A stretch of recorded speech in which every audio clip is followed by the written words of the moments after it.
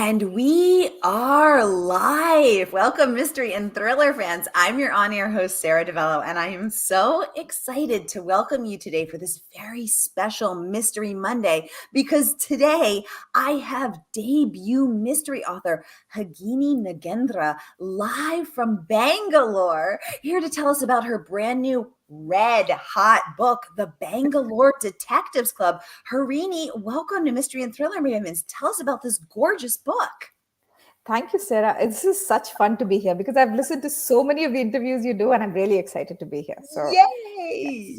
yes. I'm so So, the excited to have Bangalore Detectives Club is a book that took 14 years to get from the beginning when Kaveri, my main heroine, dropped into my head in 2007.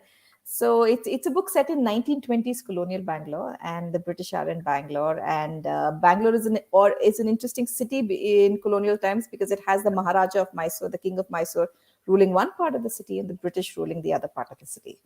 And Yeah. then you have, this young woman who's just married, 19-year-old Kaveri, into a traditional family, but she loves maths, she loves swimming, she loves driving a car, and she's very independent and has a mind of her own. And her husband Ramu is a little bemused by her. It's an arranged marriage. So through the book, they get to discover each other.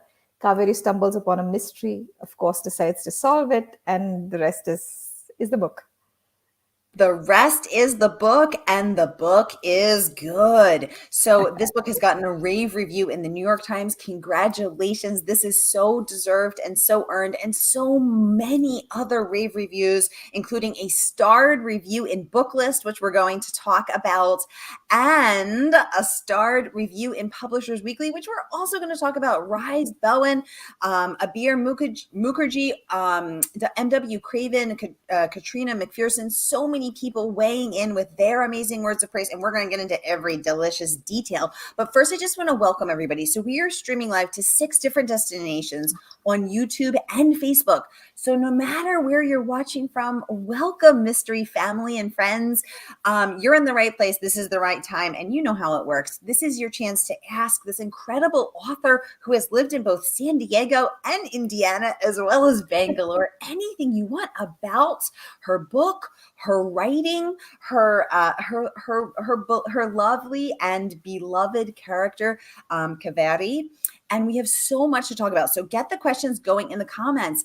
Leslie, welcome to the conversation, joining us live from Canada, giving us her signature Canadian hello. So currently we have 3 countries in the house: India, America, and Canada.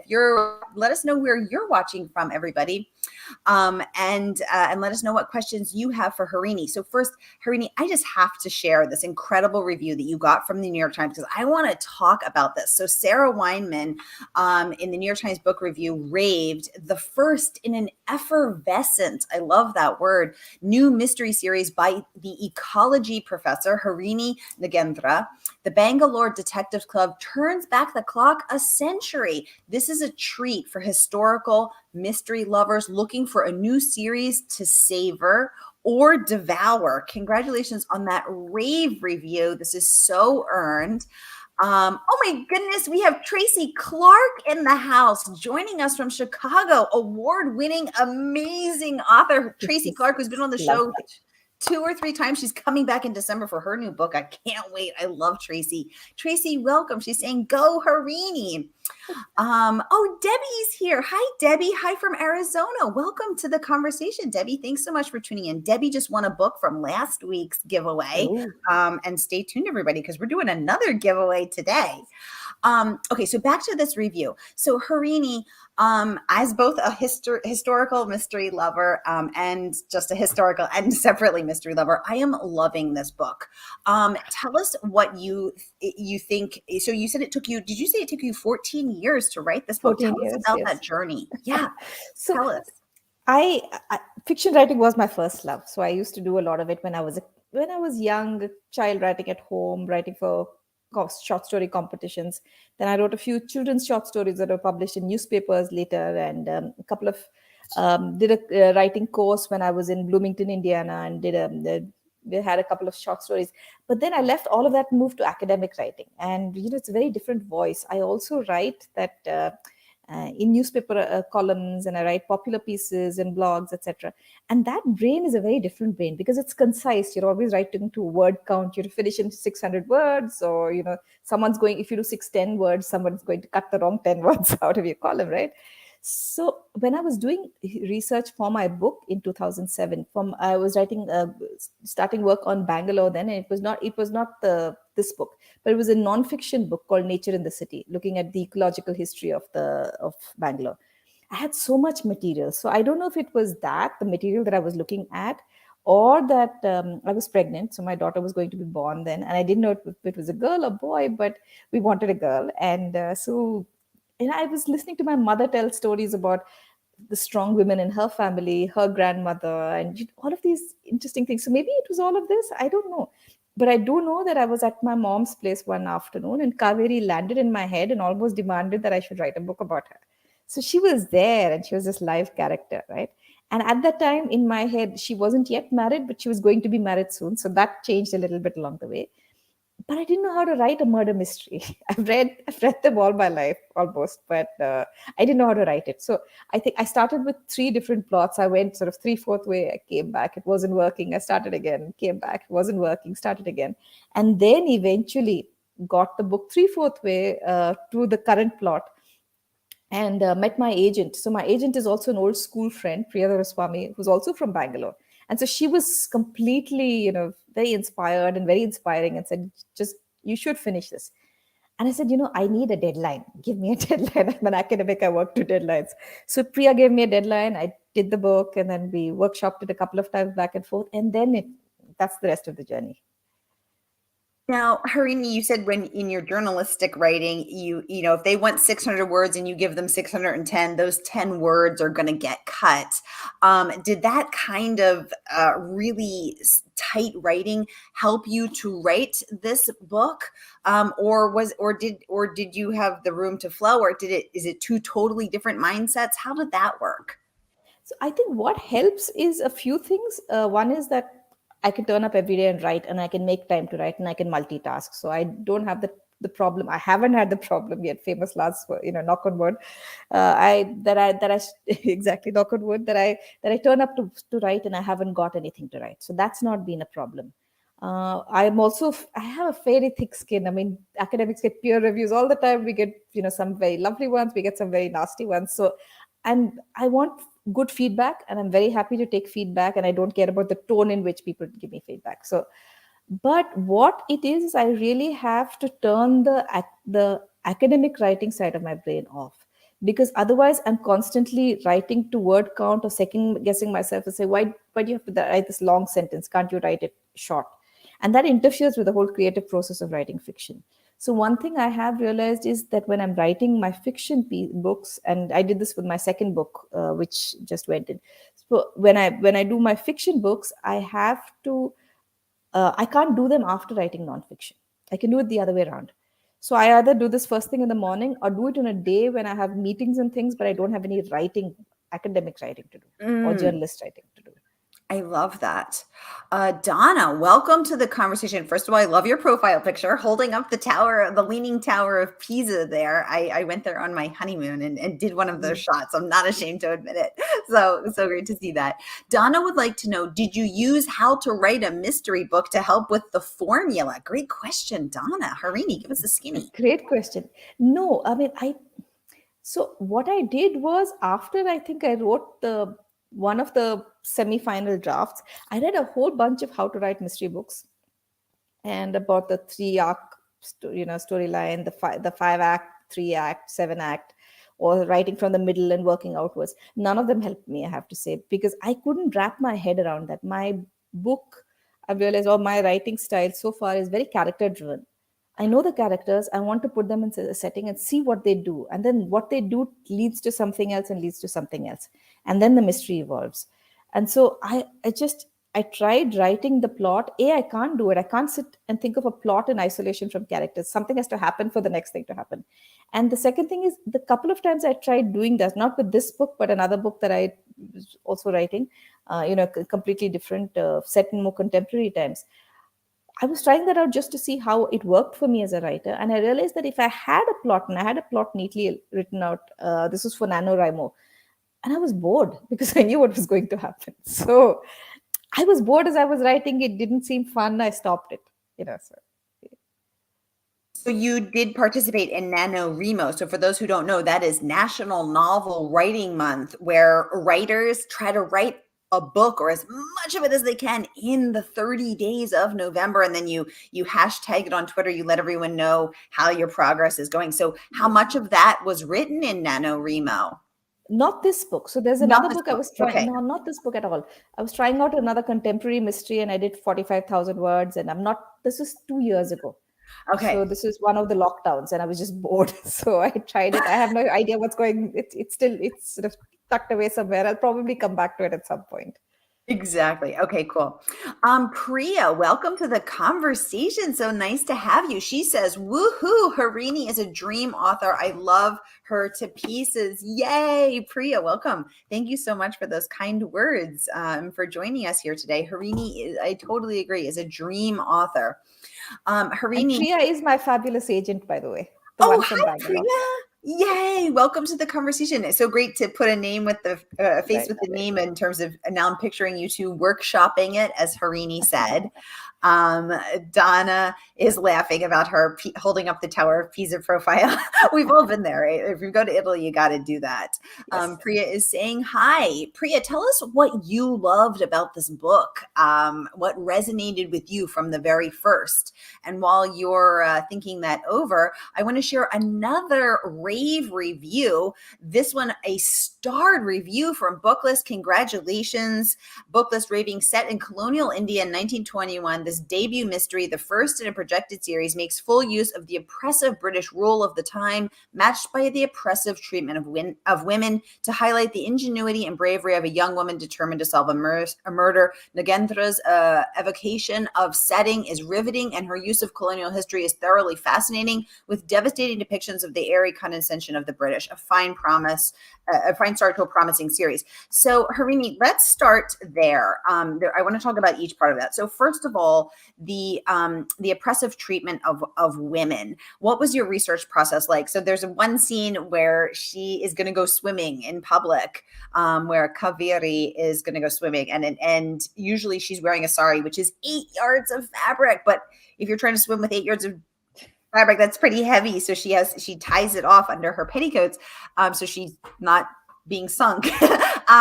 So she's in Bangalore. She gets to go swimming, not just in the private well where in her family's compound, but her like out there in public. So that's a moment of more rural, sort of conservative living, conservative family. Yes. Tell us about all of this. So one of the things I did want to put in, Kaveri was a strong woman from the moment she landed in my head. But the times were not times that were kind for women, right? And this again, talking about, so a lot of my research was, let's say, inspiration came from stories in my family. So my husband's aunt, who's now 96, where used to go swimming in a sari in the 1930s in Madras. Uh, yeah, and another friend's grandmother, whom I was interviewing for something else, also went swimming in a sari in Bangalore. So there was this. It is these were real stories. But on the other hand, there were so many things that a woman couldn't do. I'm thinking of my mother, my mother-in-law, strong women who fought against their families, who wanted to keep them at home, and they went to hostels and studied and did undergraduate degrees, which was, in those days in the 1960s, something that many women did not do. But then eventually they wanted to study further and they couldn't because they got married, and then they wanted to work when they couldn't because they had children, and everything had to fit around husband's career and things like that. So Kaveri, if you think of her in 1920s, there were so many societal restrictions on what women could and couldn't do. And in some ways, though the caste structure and the class structure was very hierarchical, and of course the British versus Indian, but in some ways, Indian women from good families, quote unquote, so, upper class, wealthy families, were actually much more monitored, because there were so many things that a woman from a good family couldn't do. A good wife, a good mother, not supposed to step out and do things on her own, not supposed to step out in public. So I did want to highlight that. For instance, there's a part where Kaveri goes to the place where the cowherds are, And women in the roads like hers from the big bungalows are all at home cooking for their men once they're gone. But these women are out in the streets because they have to take their cows to graze, they have to cut the firewood, everything is out on the streets. And so, in some senses, even though they have a harder life, they have a freer life in some aspects. Ooh, that's really interesting. And I've noticed that in other pieces of my own research as well, that class and privilege doesn't always equal access and liberation or Yes. freedom, which is Yes. kind of an interesting and mind-boggling twist. I'm really fascinated by that. So thank you for illustrating for that for us and letting us know how it would play out. Donna is saying, I laughed about her being bored with the story that was already plotted. I never thought about that. Shows a sign of a very active mind. Yeah, Harini, thank you for that inside peek into your process. That's really cool to know. And speaking of which, you have another book in the works. And I always ask everyone to reveal at least one secret. So Harini, tell us your secret. I'd love to. So, yes, I do have the second in the series, which has, I can tell you the title, and then you could wait for the rest. It's called Murder Under the Red Moon. So, Kaveri Murder. realizes, yes, Murder Under the Red Moon. So, Kaveri realizes that Bangalore is not as quiet a place that she thought it would be. And she's wondering why she agreed to get married and move there because she seems to be stumbling on murders. And when is it out, Harini? Next May, this around this time. Murder Under the Red Moon. Now, tell us about your titles. People always want to know about the title. Did you get to pick the title? Was it always with you? Did it come at the last minute? Did you work with your agent or editor to come up with it? Tell us about both titles, but first the Bangalore Detectives Club. Oh, the Bangalore did. So we workshopped all kinds of titles. So Priya and I went back and forth, and once the book was taken by Little Brown, they went back and forth with us, and we came up with a hold up. There was one night I remember because we're doing US, UK, India, so all three time zones. Because Little Brown UK is the one that took the world rights and then sold it to the US. So it's publishers in the UK, Priya in the US, me in India, and we're all doing this email exchange of titles. But then the editors in the UK came up with the idea of the Bangalore Detectives Club, and we all, as soon as they did, we knew we loved it, and it was perfect. It is perfect. And it also has the most gorgeous cover. So red and orange are my two favorite colors. So this works well for Mine me. too. Mine too. Yay! Sunset colors. And it just is Yes. so beautiful and so vibrant. And there she is in her beautiful sari. And it immediately immerses you in this vibrant, gorgeous, historically enriching culture. Ooh, okay. Questions are pouring in. I want to get to these. Donna is saying, I'm completely fascinated by the history, the society, and its rules, and this author. Thank you for having Ms. Nagendra. I'm so looking forward to reading this. Yay, Donna. I totally agree. So I'm a fan of all those things, right? The history, the society, the rules, the research, because we know we have an academic in the house. So it's so great to know that this was so carefully researched. So, fact checked and made sure everything was in order so we can trust that all this information is correct. You are going to love it. And I want to let everyone know the book is out now. So you can grab your copy today from our favorite woman-owned bookstore, and that is Murder by the Book. So I'm going to pop the link in the comments right here, and you can grab your copy today, and the good folks at Murder by the Book will send it out tomorrow. So here it is. Grab your copy. Okay. Priya is saying there is so much that she loved about this book. I'm going to pop this up very quickly. Harini and I talked so much about our feisty and brilliant grandmothers who were restricted by society, but also taught themselves to read and write English and other Indian languages. For instance, my grandmother studied the newspaper every day and did crosswords on a daily basis. My grandmother also played tennis in her saris and was a champion bridge player, and later teamed up with my grandfather to win a lot of competitions. How fascinating. So Harini, did your grandmother taught herself to read and write English? What an incredible accomplishment.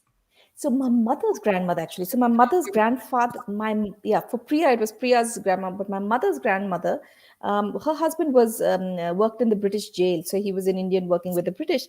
And so she taught herself how to read and write in English. And she was a herbal doctor because she'd been trained by her father, who was a herbal doctor. So she acted like a midwife. So, again, talking about cutting across class barriers. She used to tell my mother how when they were in Uti, which is where my grandfather was in the jail, working in the jail, they would get a knock on the door at night, and there would be a strange man with a cart somewhere. And yeah, my grandmother would just go with him to his house because his wife needed to deliver a baby. She Oh, deliver the baby, then dig a pit in the garden, bury the afterbirth, and then come back and then do her mothering duties, wife duties, all of the rest of the stuff. So, but she wow. could go in the middle of the night with a strange man because delivering a child was God's work. So she was safe to leave her house in the middle of the night to go off with a Oh, man who nobody yeah. knew. Nobody Because knew, but her husband, who otherwise had expectations of her, would be fine with her doing this because, yeah, wow, this was your great grandmother. this was my great grandmother, whom How I never knew, but through my mother's stories, this lives on. And this would be like 1890s to 1905, that period. wow. So 1890s in Uti. Yes, What in area? Uti. Yes. Okay. Okay. Wow. Oh my gosh. This is just so. I mean, hearing about this midwifery from the 1890s. This is wow, like a firsthand glimpse into history. Thank you. Harini, you have also gotten a starred review. You have earned a starred review from Publishers Weekly as well. PW raving about the book, saying Nagendra makes her fiction debut with an exceptional series launch by placing her intelligent and clear-eyed protagonist in the multi-layered and multicultural milieu of colonial India. Nagendra, a university professor in Bangalore, imbues this mystery with a rich, edifying, and authentic feel. Readers will hope Kaveri and Ramu will be back very soon. Congratulations on that amazing praise. Thank you. Let's talk about the multi-layered and multicultural milieu. And I'm hoping saying, I think I should be, I hope I'm saying that word right. Now I'm panicked that I'm not. How do you weave because it's complicated to tell complicated stories, Right. especially multicultural stories. So how did you layer it on to provide, as they said, this edifying, rich, unauthentic feel without batting the reader over the head Yeah. or lecturing to them? Yeah. How do you think you did that? Like, what's the secret? So I had to work on it, and I Yeah. have to say it was much easier for book two than it was for book one. And one of the things I really did want to show how Bangalore, because it was such an unusual city, with the Maharaja having control over one part of the city and the British having control over another part of the city, and there were gates and posts through which people could pass. And sometimes in the ecology research, for instance, there was a lake that someone wanted to convert to. The British wanted a lake to be drained to play polo, and this is, we're talking 1890s. And the Maharaja, um, there were a number of orchard owners and garden owners who said, you have to leave the lake there because it gives us water which will be Yes, used for our gardens, right? of And course. so the Maharaja spoke on behalf of them because they were his taxpayers, and there was this little bit of a confrontation, but it ended with the British playing polo and the lake being drained. So there's a lot of that which comes up with my ecology, and I obviously can't dump all of this information on the reader, but I can maybe show it in other ways. So one of the ways I showed it in was the British inability to pronounce Indian names. So they always change names, and for a place it was okay, but I show this British woman also having her house help and staff, and she can't pronounce their names, so she just calls them a Christian name, which was common also. So I remember having knowing some people who were either Anglo-Indian or British, and at that time there was still remnants of that kind of a thing, that I can't pronounce these names, I'm just going to call somebody something. Mm, that's yeah, let's pause on that for a minute because names really matter. Yes, And that is our identity, that is our self-expression, and that is our history, our ethnicity, our history stretching all the way back for the generations. yes, So it matters to get someone's name right. And I always want to get everybody's name right because if you don't, you're stripping them of that sacred part of their exactly. identity. And there has been this harmful history of some of white Anglo people not wanting to put the work in to learn how to Absolutely. pronounce other names and projecting their own centering and projecting their own Yes. whiteness and English speaking on cultures that are not, Right. which is sort of essentially dehumanizing. So that I thought was a very painful, poignant, and powerful part of the book. Mhm. And actually, my friend, Dr. Soumya Dave, who is a first generation Indian American, she was in line for a book signing with Candace Bushnell, I believe, who wrote Sex and the City. Mhm. And Soumya noticed in herself that she had always sort of been uncomfortable to correct people when they didn't say her name right. And so she would allow, to spare them the discomfort, she would just let Right. them mispronounce it. And so when Candace Bushnell asked her how to sign her book, Soumya tried to spare her the embarrassment. And Candace Bushnell looked at her and said, don't ever like try to spare people that embarrassment. Let them get your name right. And it changed That's everything for Soumya. yeah, yeah. And it is Oh, such a that's a powerful lovely story. story. Yeah. So getting names right. And so I loved those moments in your book because it just brings you right into it. So thank Yeah. you for that. Thanks, but it was not easy, I think, because the whole editing process. I did tend to put great chunks of things. So what I had to do then is go back and take out all these chunks and make like 3 lines here and 3 lines there, or find a narrative that would show this but not tell. And it's I guess something that you get hopefully gets better with practice. Yes, thank you. Donna saying she just bought the audio version. She'll walk on the beach and Ooh, transport herself into another amazing life. Yes, you can smell the sense of the delicious food and the flowers and all of the, it really immerses you in. Let's talk about the voice of the audiobook. Harini, did you get input into that? Are you happy with the voice? Tell us about that. I haven't yet heard the audio version, so I Oh, need to listen to that. But they were very, very particular, speaking of names and accents and pronunciation. So they sent me a 300-word Excel file and they asked me to say each name out loud. So I recorded it in my phone and I sent it back to them. oh, And yay. yeah, so I know they took a huge amount of care, and I'm really looking forward to listening to the book.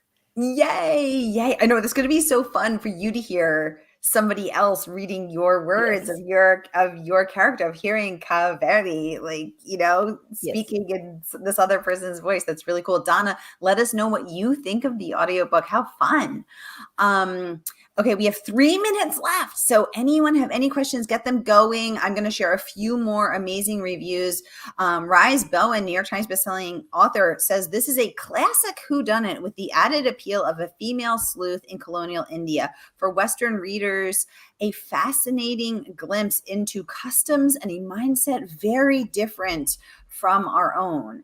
I know that I love learning about that different mindset.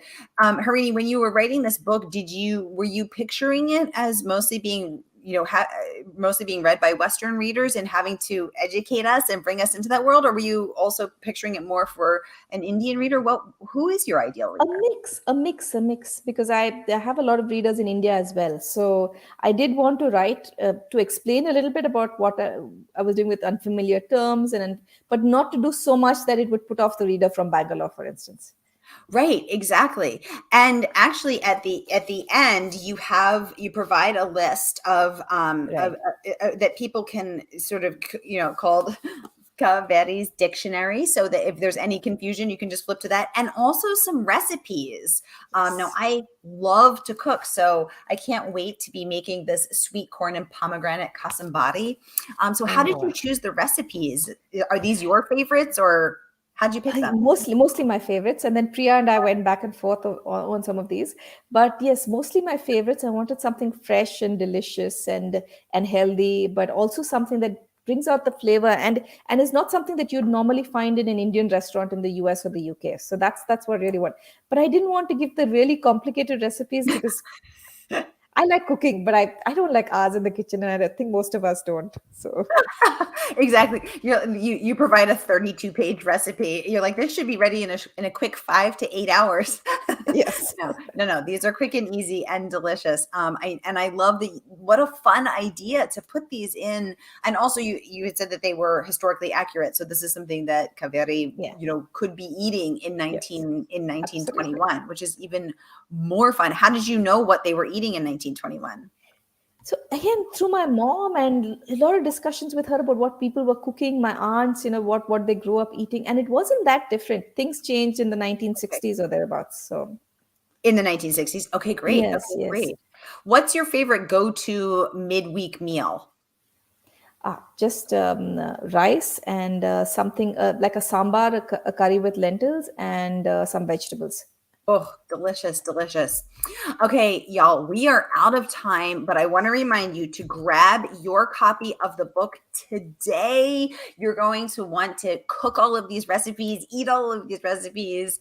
They are so, so fun. So grab your copy today and then pop over to the Mystery and Thriller Mavens Facebook group and let us know what your favorite recipe is, what your favorite part of the book is. We continue all the good conversation over there. So I'll put the link as well.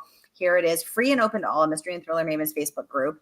Harini, it is 11:30 at night there. So I want to thank you for staying up late to join us we should call this Mystery and Thriller Mavens late night because it is late night over there.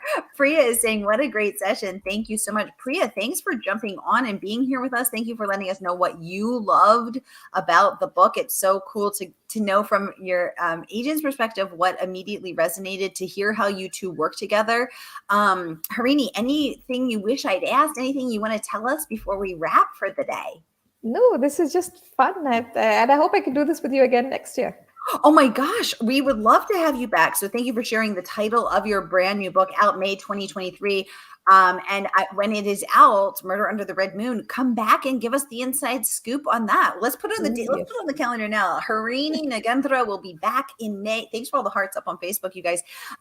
We'll be back in May 2023 to give us the inside scoop on Murder Under the Red Moon.